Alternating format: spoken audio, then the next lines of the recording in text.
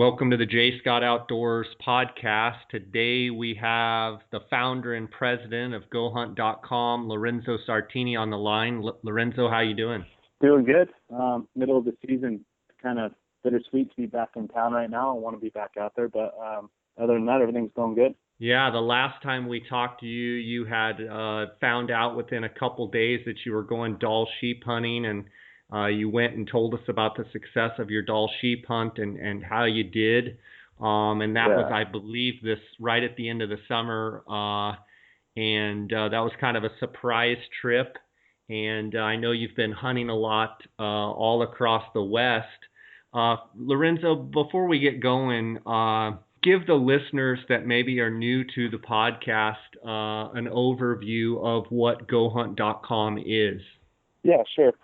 So basically what we set out to do roughly 3 years ago is aggregate all the different data and information sets that a hunter would find valuable for Western hunting. So for each unit, as far as I was concerned, I wanted to know, first off, my draw odds, the likelihood of drawing a tag based on how many points I had for that species, the harvest success rates, so I can understand if it's on an upward trend or a downward trend and when I should burn my points on that unit for that species if I had enough points to do so.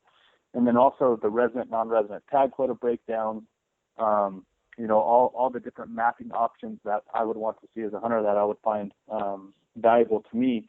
We basically set out to aggregate all that information and put it in one spot. So as far as GoHunt.com goes in our insider program and our insider product, what we are setting out to do is bring everything to one spot so hunters are not wasting any more time, because we already spend enough money trying to apply for all these states and draw all these tags. The last thing we want to do is spend more time than needed to try to find as much information as we can.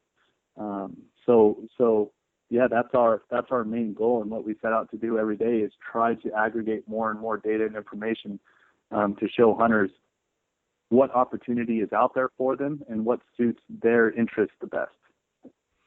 For sure. And so GoHunt.com is obviously a website that is you can go on at any time of the day and check out all the great articles, all the great up-to-date information. But then as well as that, you wanted to, as a company, you wanted to create a place where the Western hunter could go and get all of the draw odds, the harvest success, the trends, the resident and non-resident tag quotas, the mapping, all the conveniences of the unit, temperature range.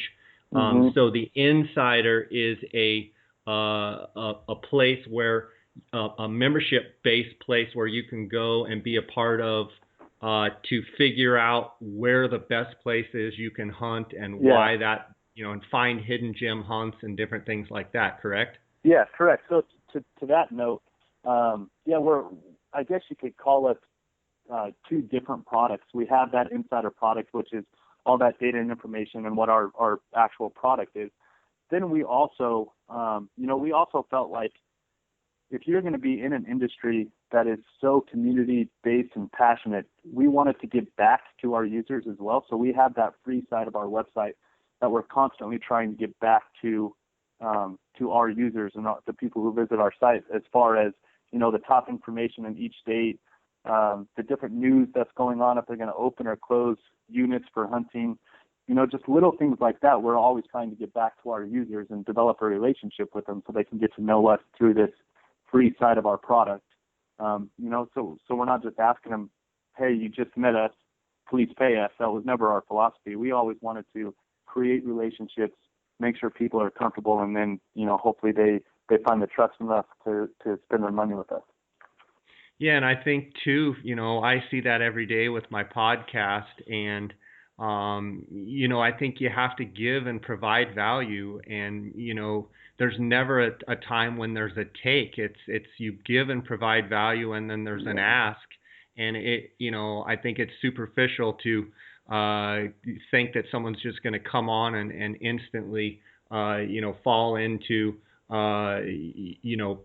quote unquote giving you money, whereas I think you've set it up very nice where you've got all of these field judging articles, all these different videos, all this stuff on the quote unquote free portion of the site. But then if people want to really dig in more and they want to see what is out there in each state and, per animal, and like really make a game plan for, hey, I want to hunt mule deer over the next 10 years. What are my best opportunities for trophy bucks in each state?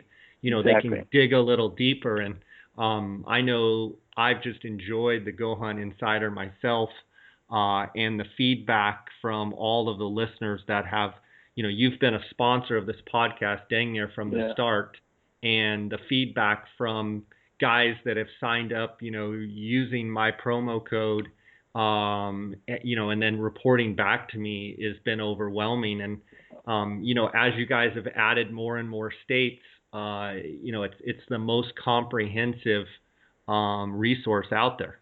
And I appreciate hearing that from you, obviously being in the industry and being around great products for as long as you have. And we are humbled every day with the with the action that we get towards our product and our brand. Just scrolling through Instagram and social media, watching people and seeing people wearing our hats, or just generally hashtagging Go Hunt. It sounds small, but we genuinely want to be a part of the community and want to be in this shareable space with people. And it's nice to see that, people are grasping towards us and paying attention to our brand. So it's always a very humbling thing to see. And we always get excited in the office when we see things come across. So thank you. It's been a fun ride so far, and we're definitely just getting started as far as the product goes.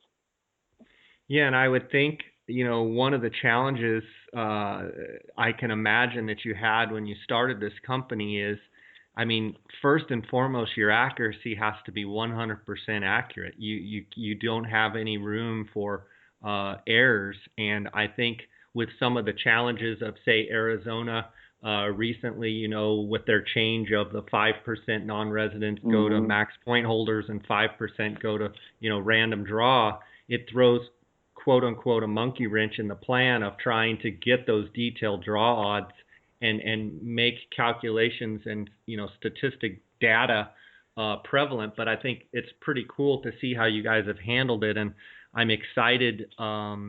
It sounds like the Arizona moving forward, Arizona, you guys are going to have now the 5%, you're going to have a handle on the new draw statistics for Arizona with the new numbers, not before when it was just a 10%, go to the people with the most points, as a non-resident. So can you talk a little bit about Arizona as far as, are you going to have up to date with the new draw odds?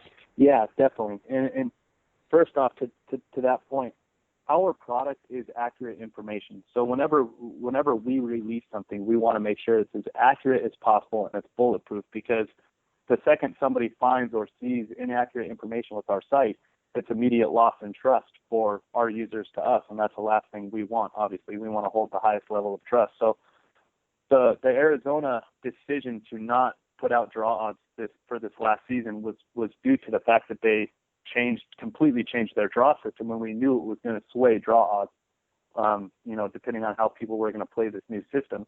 And we wanted to see how people jumped to new units or what they did before we released information that somebody was going to make a decision on. So as far as this next season going forward, this 2017 application season, we absolutely will have accurate Arizona draw odds for their new system. And not only that, we will also have year-over-year draw odds for the other states. Obviously, this is the first year that Arizona is going to have this new style, so we're not necessarily going to have year-over-year comparison there, but for everywhere else, we definitely will have trends on the year-over-year comparison of draw odds and how it's going to sway for each individual user. And in other words, take a state like Utah, where the system that's been in place has been in place for multiple years. What you're saying is now with the filtering 2.0 system that you have, you're also going to be able to compare, go back and compare years. And so you can start looking at point creep and how many points that, 2 years ago, it only took you 13 points, whereas maybe this year, now you can see it's taking you 15 or what have you.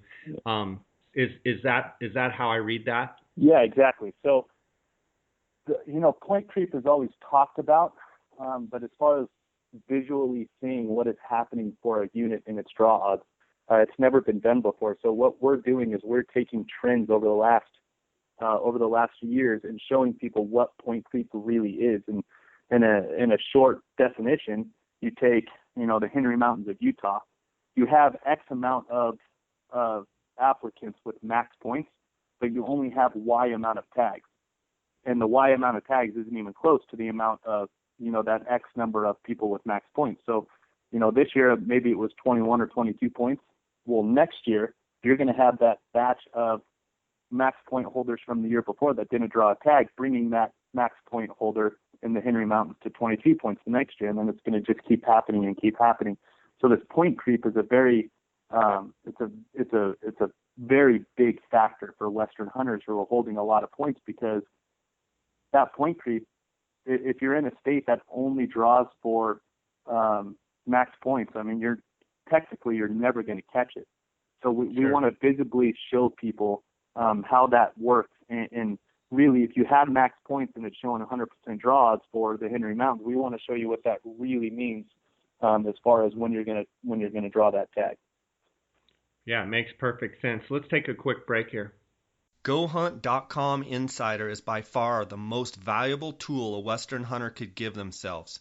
GoHunt.com Insider are the industry leaders and #1 source for Western hunting for a lot of reasons. GoHunt.com Insider have changed the game for how hunts and hunting information are found.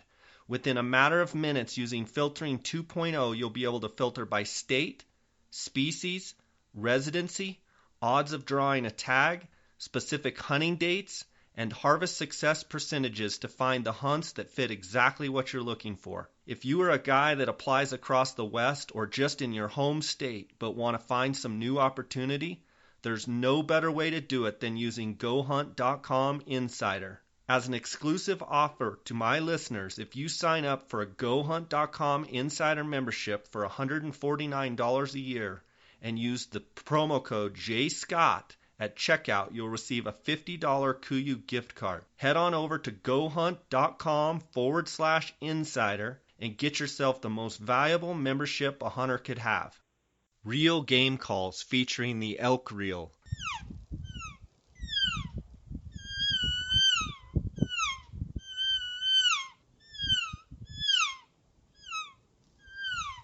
Real Game Calls makes innovative, realistic, and easy-to-master calls using their proprietary, revolutionary design. They are located and manufactured in Gypsum, Colorado. Their calls were designed and battle-tested on some of the hardest hunted terrain on Earth. Check out elkreel.com.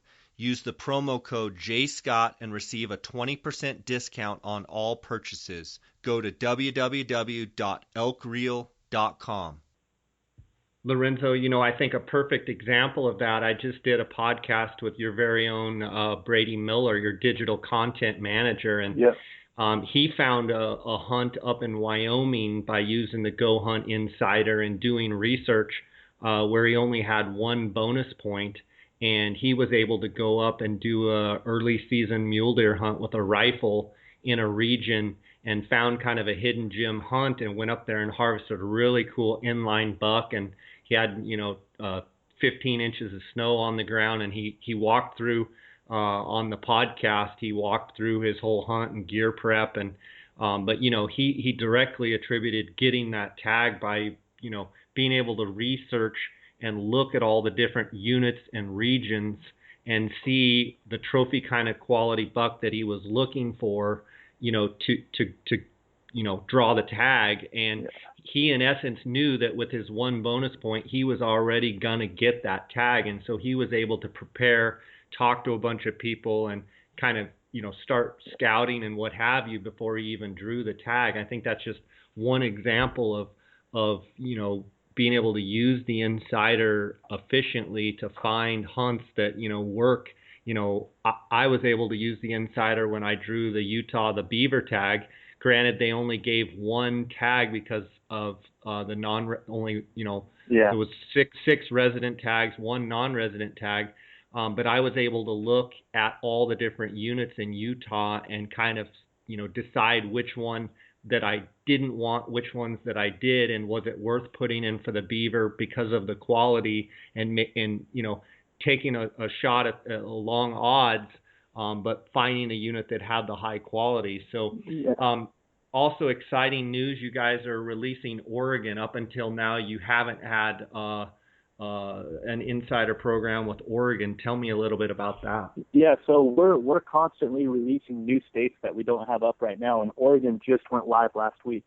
So the opportunities that Brady found in Wyoming and you found in Utah, now you'll be able to search Oregon based on all those data sets as well, which is a big deal for us. We were actually really surprised at how much ask we got for the state of Oregon, and that's on me. I guess I might have overlooked it per se, but I've always been interested in it. And when we started launching all these states and bringing Idaho online and these new states that we've been doing, we got a lot of ask for Oregon, and it's been a really good state for us so far. A lot of people have said, and again, it was my understanding too, that there wasn't a lot of non-resident opportunity in the state of Oregon, and that's just kind of what I was always led to believe. But what our product is great for is they have over-the-counter opportunities too. So I can hunt Oregon every year, and it's pretty good over-the-counter opportunity. And like you were talking about with Brady, we don't just only talk about trophy units and all these things with max points and trying to get the Arizona Strip tag or trying to get the Henry Mountains tag. That's not all we do. A lot of what we do is the opportunities, and we want to hunt every year, and we want to go on good hunts every year. So we also aggregate all that data and information to let people understand, where the best opportunity is for them at their point level or their, whatever they're looking for, whether it's over-the-counter archery or anything. And what I've come to find out is Oregon has a lot of that opportunity, and it's got me very excited about trying to plan a hunt up there and figuring out when and where I can put that in the schedule. So it's been a good state for us.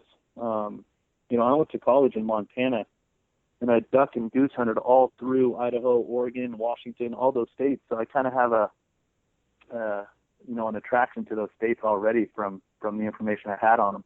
And now going through it with the big game side of it, it's been a lot of fun. It was hard to do just because Oregon, they're fishing game, and we're finally introduced into the new species of elk with the rosebelt and tule elk going along that west coast side as we get into Oregon, Washington. So it's been fun. It's been a lot of fun so far. That's fantastic. Man, you've been doing a lot of hunts yourself. How important is it for you, being the founder and president of GoHunt.com? Obviously you love to hunt, but how important to you is it that you are actually out in the field and actually hunting? Whereas I think,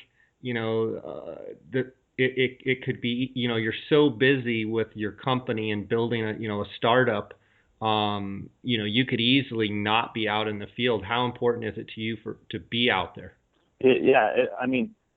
I genuinely use the insider product to go on hunts. That is what I do, and I feel like my role should be is using our product to find the hunts that I want to go on, and then actually go on those hunts to figure out if there's more that I need to know.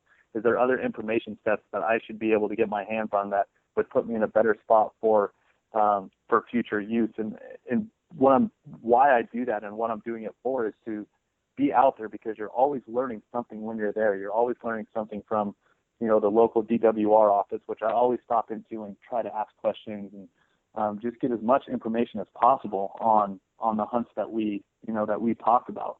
And it's obviously a dream job of most of the people in the industry that I get to go hunting as much as I do, but it genuinely is work. And when I find these new opportunities, I want to make sure they are exactly what we say they are. And it's definitely held up to be truthful so far. And I've been on a lot of really good hunts that I never really thought I was going to be able to go on, or I never saw opportunity. But finding these over-the-counter hunts and these hunts with minimal points to draw in some of these other states, it's been a little bit hectic with as much as I have to travel, but other than that, it's been a lot of fun. That's awesome. You've had some great hunts yourself here this fall. You had an archery, well, you had an any weapon tag in Yeah. Utah, ended up harvesting a bull with your bow. Tell me a little bit about that hunt. Yeah, it was first off, it was probably one of the most action-packed hunts I've ever been on. With the hunts being a little bit later this year in Utah and Colorado, in these states that the calendar rolls with the years, this hunt was a week later than what it was last year, and the rut was absolutely on fire from the day that I got there. And because of the dates being so late, I figured, why not bring my bow? Rarely do you get to hunt elk that deep into the rut. So I wanted to bring a bow so I could get in with them and have this. I wanted to call bulls in, and I wanted to be a part of the action. So I just figured I'd bring my bow, and it turned out to be the best decision I definitely made. And I was out there a couple days before the hunt started, and I found two bulls that I was after. One I called the Senator, just because he looked like a politician. And with all the political stuff going on, it's just kind of what was in my head. So we called him the Senator. And he was just a straight 6-point, super clean, and he was very political with how he dealt with the other bulls around him. And that's how he got his name. And then the other bull we named Junior because my cousin Heath Jr. is the one that found him. And I actually ended up passing him on the second day of the hunt, which I have no idea why I did that, but turned out to be a really good decision. So I was after those two bulls the whole time, and for the majority of the hunt, those two bulls they must have had 60 to 80 cows between the two of them, and they just were always together. So whenever I would want to go after the Senator, I found him and finally laid eyes on him. I would have to work my way through Junior's cows and his cows to finally get to him. And, a lot of the time throughout the hunt, like it always goes, you think you're going to get on him and then something crazy happens. And it seemed like for 3 or 4 days in a row, every time I was going to get on the Senator, Junior literally came out running towards the Senator bull. And they were just constantly playing this cat and mouse game between their cows that I was always caught in the middle of. And I don't know how we did it, but it was me and my cousin, and we actually filmed the hunt. We're going to release it probably in the spring of this year, and it's in some incredible footage. And I don't know how we did it, but we never blew out a single cow or either of those bulls during the hunt. We hunted them for 8 days solid. We were on those bulls every day, and we never blew out a single cow or either of those bulls. So we were always catching them generally in the same spot, trying to pattern them, but obviously, as you know, probably better than anybody, that during the rut, they're not too patternable. They're always doing something crazy that you never really expected. And we just kept getting caught off guard. And this year was the first year I've ever been on a Utah elk hunt that it snowed. And on the 7th day of the hunt, it legitimately snowed, 2 to 3 inches overnight. So I woke up to a winter wonderland, and it completely threw off the hunt from what we had been seeing before. I woke up, 2 inches of snow on the ground. It's a complete winter wonderland. It's pure white. And I head off to where I had been seeing Junior and the Senator. I never saw the Senator that morning. I saw Junior with no cows. I saw 2 new bulls in there. And it felt like a late season elk hunt. There was no rut activity. I saw no cows. It shut them up. Literally, it shut them up. And I would have thought it would have done the exact opposite. I would have thought they would have been on fire after that cold weather came through. And yeah, we didn't see a single cow. Those bulls completely shut up. They didn't talk.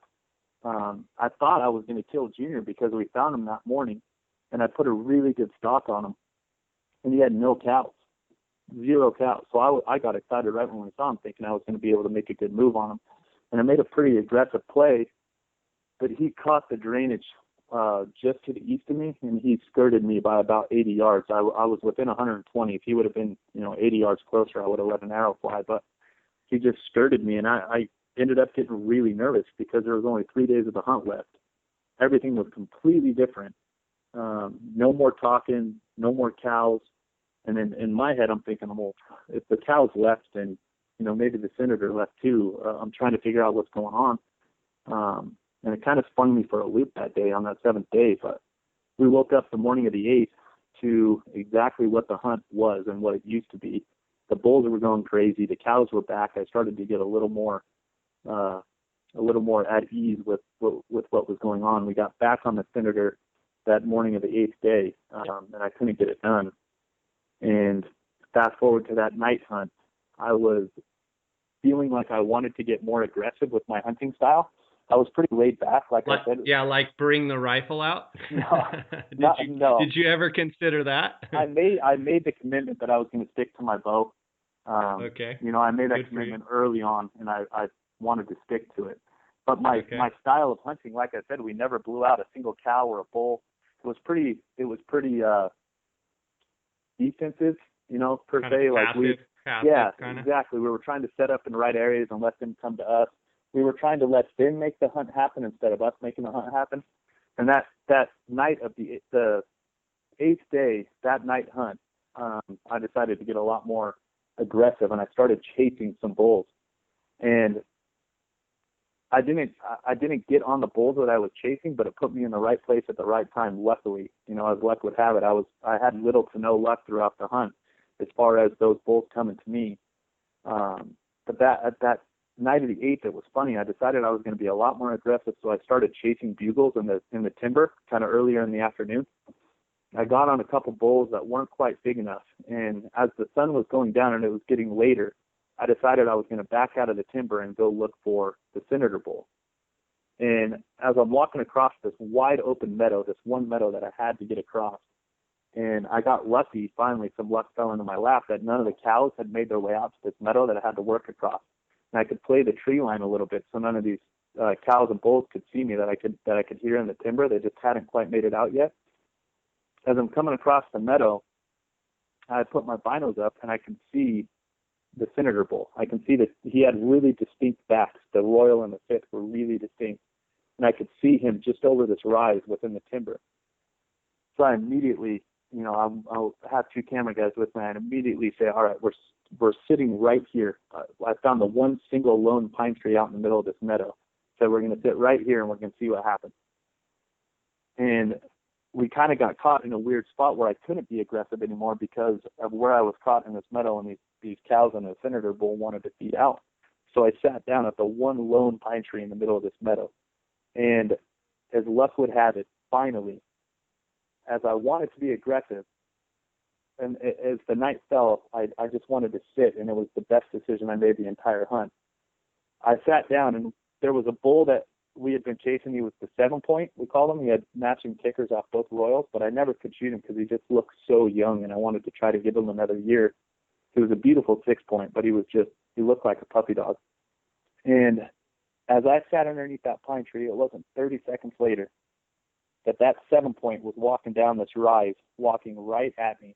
And just to the right of him was a brand new bull, which was the bull I ended up shooting. But I'm putting my binos up and I'm going, man, he's super wide, he's super heavy, but he's got something funky going on his right side. And it ended up to just a big 5-point on his right side, but not a whale tail 5. It was a really interesting shape that he had to that side of his horn, and I immediately liked him. And I'm thinking, with all the luck that we've had this entire hunt, there's no way he's going to come within range. So I'm picking trees out of how I'm going to crawl and how I'm going to try to get a shot. And as him and the 7-point are posturing against each other and walking right down towards me, it was, I don't know what made it happen or how much luck I had to have had on my side, but he literally got 50 yards away from me and turned and ran straight to the 7-point and locked up horns and started fighting right in front of me. And the one opening I had, I didn't have to make any weird turn to draw my bow back. I didn't have to do anything. It literally could not have been any more perfect. They both had their heads down. They were both locked up fighting, so I could make as much noise as I wanted to. And it was actually pretty funny. Looking back on it on film, I was shaking so bad trying to get a range with my rangefinder. I had to set my rangefinder on my bow cam to get enough stability to get a proper reading on range. I love it. Yeah, it's very visible how much adrenaline I had going through me. And as they locked up and kept fighting, I drew my bow back and let an arrow fly. And I made an unbelievably good and lucky shot. I ranged the 7-point is what I ranged, because as they were fighting, he was the one I picked up, and I ranged him at 50. And as I shot, they spun a little bit, and my bow must have been closer to 60. And that arrow flew right behind his shoulder, and I hit him right in the heart, blew out the other side. I could tell it was a really good shot. He was pouring blood as he ran away. And he only made it about 50 yards and tipped over backwards. And it was like completely sealed what that hunt was, which it was, constant action, constant rut action, seeing tons of bulls, but it never quite working out the way I wanted it to. And finally, as I said I was going to get more aggressive, it put me in my place. The hunt put me in my place, showing me that it's not all about being aggressive. It's just about being in the right place at the right time. Yeah, for sure. And the bull, I'm looking at your photo on Instagram. It's got great fronts, and even on that right side where he's a 5, it looks like his third's really long. And is it me, or do the tips of his 1-2s, do they almost have little knots on them, or is that just mud? I can't tell if they're like. They all have little acorns on the front of them. They're kind of wavy, and yeah. He's just an old, really cool bull. I'm pretty anxious to get the teeth back and see how old he is, because he looked really old. He had a lot of caramel in his whistlers. All of his teeth were pretty wore down. I'm pretty anxious to see how old he is. I think he's just a big old bull that was kind of on regression and just started to ball up on his fronts and just had a lot of age on him. That's awesome. Yeah, it looks like a beautiful country in there where you were. It looked like you had good leaf color change. Some of the aspens were changing colors.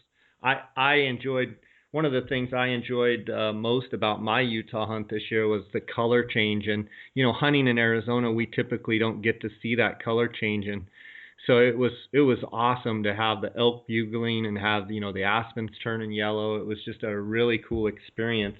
Yeah. And I can't wait to check out that video. It sounds like it'll be a scream fest. Yeah, we were in elk from day one until the day I killed, and the whole time we were within 100 to 120 yards, and that distance never really closed to what I needed it to. And finally, it just happened that last night. So yeah, there is no shortage of elk fighting, elk bugling, cows being right in our face. It was an incredible hunt, and like you said, those aspen trees, they were fire red after that snowstorm came in. So we had some amazing color with all the trees around us. So it was awesome. PhoneScope is a company that makes custom-molded, precisely engineered smartphone digiscoping adapters. Photographing wildlife has never been easier. It is simple to text photos and videos from your smartphone and share them with your friends. PhoneScope stands behind their product with a 100% money-back guarantee. Get yours now by using the JScott16 promo code and receive 10% discount on all purchases. Check them out at PhoneScope, that's PhoneSkope.com, or on Instagram at PhoneScope. I have known the owners of the Outdoorsman's in Phoenix for over 20 years. They are the authority on optics and hunting gear. Outdoorsman's is the leading designer and manufacturer of high-quality tripods, mounting accessories, and pack systems for all hunters. Their customer service is the best in the business. Go to outdoorsmans.com or call 1-800-291-8065 and use the J. Scott promo code to receive 10% off any products. One thing to note there, I've seen it more times than not when you have a big snowstorm or you have a big giant rainstorm where we think, it's going to cool down, they're going to go crazy. To me, I think elk are just like any other animal. When there's a big change, typically they don't like it, and it takes them a day or so for their bodies to react to that change. So it doesn't surprise me hearing that, you get snow overnight, which is a big change for them. And not that it affected them in any way other than it was just a change. And I've seen it more times than not, even hunting deer, hunting other things where you get a change like that. Sometimes they don't move around as much. Sometimes their pattern, they just clam up. I've seen turkeys do it. I've seen elk do it. So that's interesting that you ran into that. Yeah. There's a couple hunts I want to talk to you about.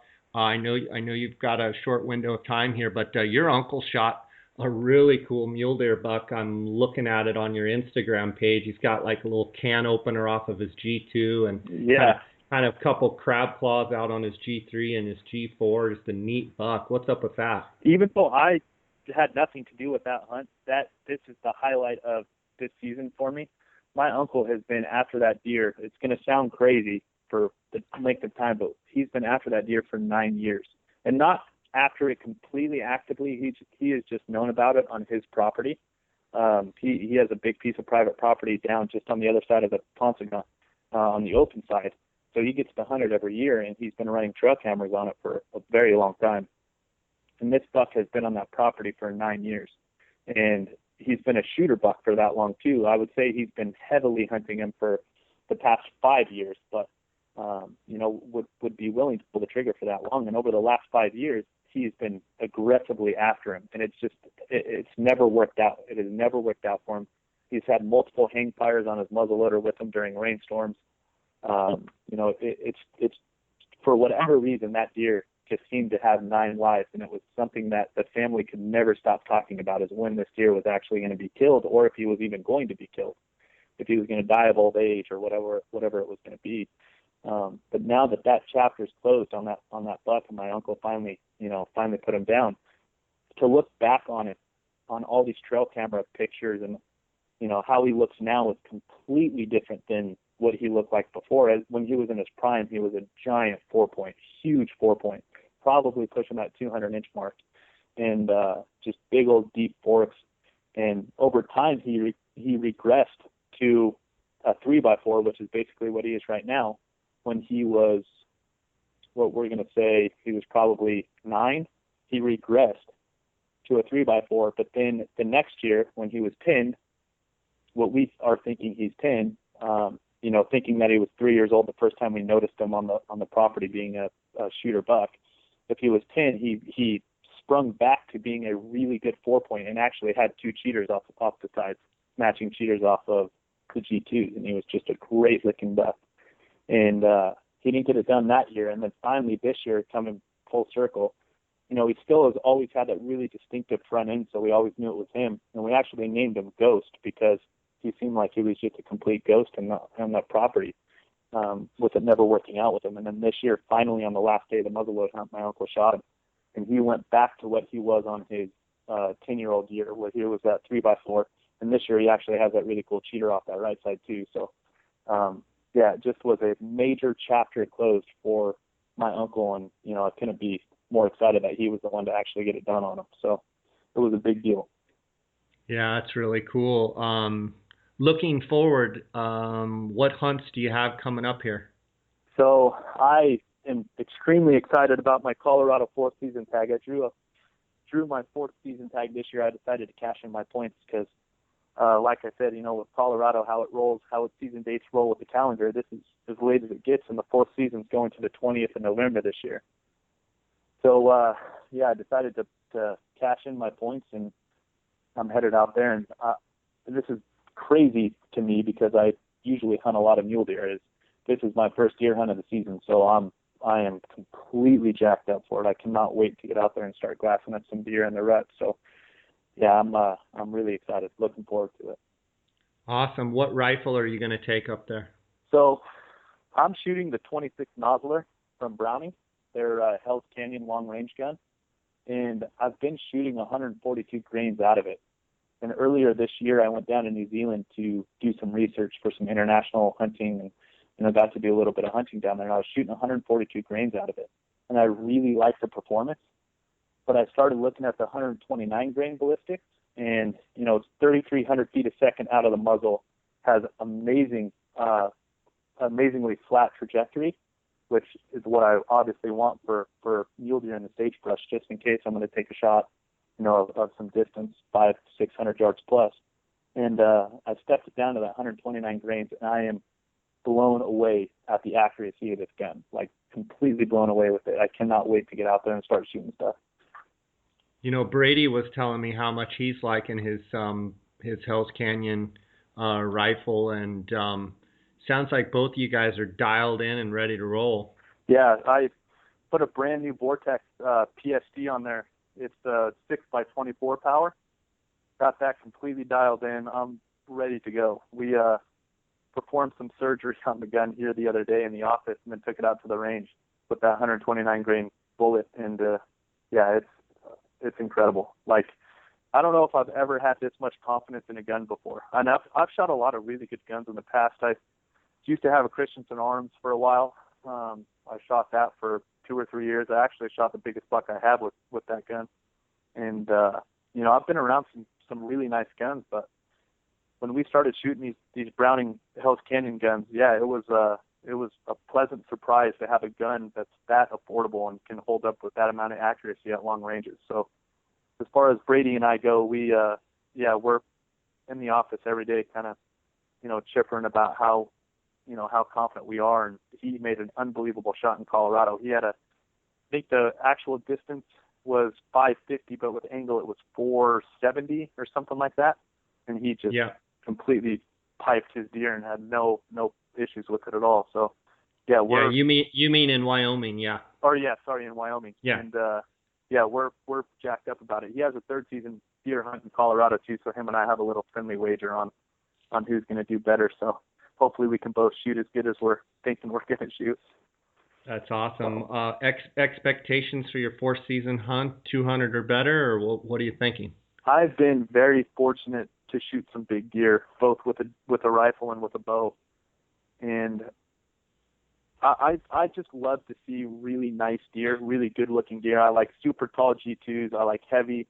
I obviously love big wide deer, but wide isn't the first thing on my mind. I like that tall, heavy look.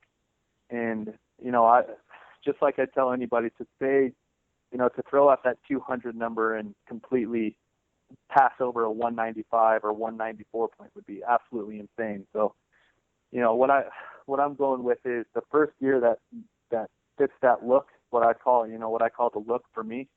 If he's got the look, I'm gonna shoot him if he's tall and heavy. So let's hope it's something big, but we'll see. I know you too. I mean, you'll fall for a 3x4 with the three side with double cheaters on it or something if he's bladed. I know you like stuff with trash and character for sure. Yes, I do. I love inlines. I love stickers. I just like things that are different. If he's got big black horns and 40 plus inches of mass and it's a 3-point, but he's got cheaters, I'm probably going to shoot it. So I like that big funky looking stuff. Yeah, that's what I'm after.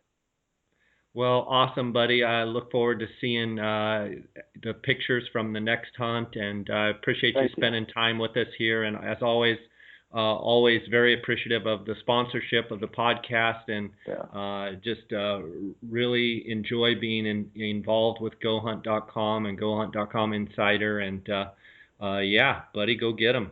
Thank you. I appreciate it. Definitely appreciate it. All right, buddy. We'll be chatting at you. Sounds good. Guys, thanks for listening and supporting my podcast. If you would, please go on iTunes and leave me a comment and leave me a 5-star rating. That helps our placement on iTunes. If you'd like to send me an email, you can at jscottoutdoors@gmail.com. You can also follow along our adventures at jscottoutdoors.com, also on Instagram or Facebook. I'd like to thank my sponsors for supporting this podcast: GoHunt.com Insider, PhoneScope, The Outdoorsmans, and Real Game Calls.